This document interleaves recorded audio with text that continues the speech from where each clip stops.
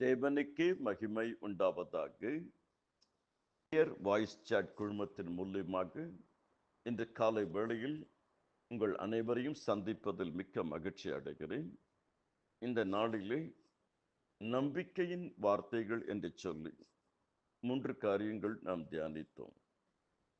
என் நம்பிக்கை இயேசு கிறிஸ்துவின் மேல் உள்ளது, ஏனெனில் அவர் என்னை எந்த நிபந்தனையும் இன்றி நேசிக்கிறார்.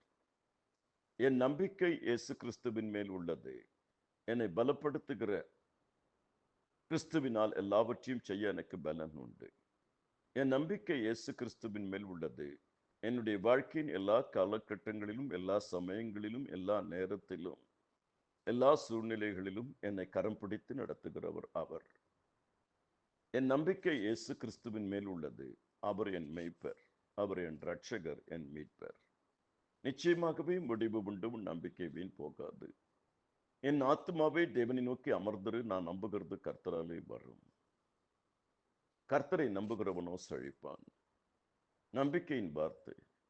கர்த்தர் ஆபிரகாமுக்கு ஒரு நம்பிக்கையின் வார்த்தையை சொல்லுகிறார்.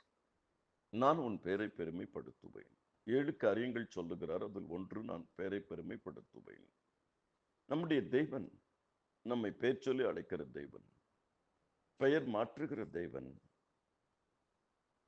பெயரை பெருமைப்படுத்துகிற தேவன், பெயரை ஜீவ புஸ்தகத்தில் எழுதி வைத்திருக்கிற தேவன், பெயரை நினைவு கூறுகிற தேவன், அந்த பெயருக்குள்ள நம்மை உள்ளங்கையில் வரைஞ்சி வச்சிருக்கிற தேவன் பெயரை பெருமைப்படுத்துகிறார்.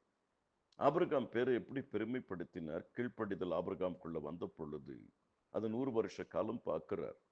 பார்த்துட்டு பின்னாடி சொல்லுகிறார், அவரோடு தன்னை இணைச்சிக்கிட்டு நான் ஆபிரகாமின் தேவன். இதுக்கு மேல என்ன பெருமை நமக்கு வேணும் வாழ்க்கையில? கீழ்ப்படிதல். கீழ்ப்படிதல் இருக்கும்போது தேவன் பெருமைப்படுத்துவார். புனித மரியாள் அவர்கள் கீழ்ப்படிந்தார்கள்.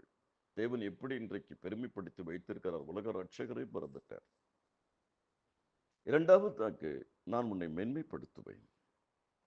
கர்த்தர் யோசுவாவுக்கு சொல்லிக் கொடுக்கிறார், என்று இஸ்ரவேல் ஜனங்கள் எல்லாருக்கும் முன்பதாக உன்னை நான் பெருமைப்படுத்துவேன். யோசுவா 3:7. நான் மோசையோடு கூட இருந்தது போல உன்னோடு இருப்பேன், நான் உன்னை மென்மைப்படுத்துவேன். யோசுவாவை எப்படி மென்மைப்படுத்தினார்? யோசுவா ஒரு காலகட்டத்தில் சொல்லுகிறார், சூரியனே சந்திரனே நில்லு அப்படின்னு.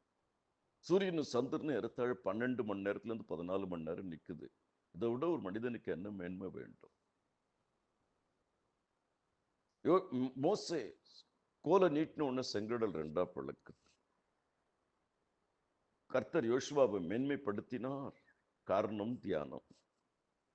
3வது, நான் கனப்படுத்துவேன். அவன் என்னை நோக்கி கூப்பிடுவான், நான் அவனுக்கு மறு உத்தரவு கொடுப்பேன். ஆபத்தில் நானே அவனோடு இருந்து அவனை கனப்படுத்துவேன். சங்கீதம் 91:15. நான் அவனோடு இருப்பேன். ஆபத்தில் நான் ஒரு தேவதூதனை அனுப்புவேன்னு சொல்லலை, நானே இருப்பேன், நானே வருவேன். அதனால்தான் பயப்படாத, நான் உன்னோடு இருக்கிறேன். அப்போ கர்த்தர் தாவீதோடு கூட இருந்தார். என்னை நோக்கி கூப்பிடு, அப்போது நான் உனக்கு மறு உத்தரவு கொடுத்து அறியாதும் எட்டாதுமான பெரிய காரியங்கள் உனக்கு அறிவிப்பேன். தாவீது நாளுக்கு நாள் விருத்தி அடைந்தான். சேனைகள் தேவனாகிய கர்த்தர் அவனோடு கூட இருந்தார். கர்த்தருக்குள் அன்பார்ந்த தேவ ஜனமே, கர்த்தர் நம்மை மென்மைப்படுத்த பெருமைப்படுத்துகிறவர், கனப்படுத்துகிறவர். நாம் செய்ய வேண்டியது கர்த்தருடைய வார்த்தைக்கு கீழ்ப்படியணும், கர்த்தருடைய வார்த்தையை தியானிக்கணும், கர்த்தரை நோக்கி கூப்பிடணும். கர்த்தராகிய இயேசு கிறிஸ்துவின் கிருபைகள் அனைவரோடு கூட இருப்பதாக. ஆமேன், ஆமேன்.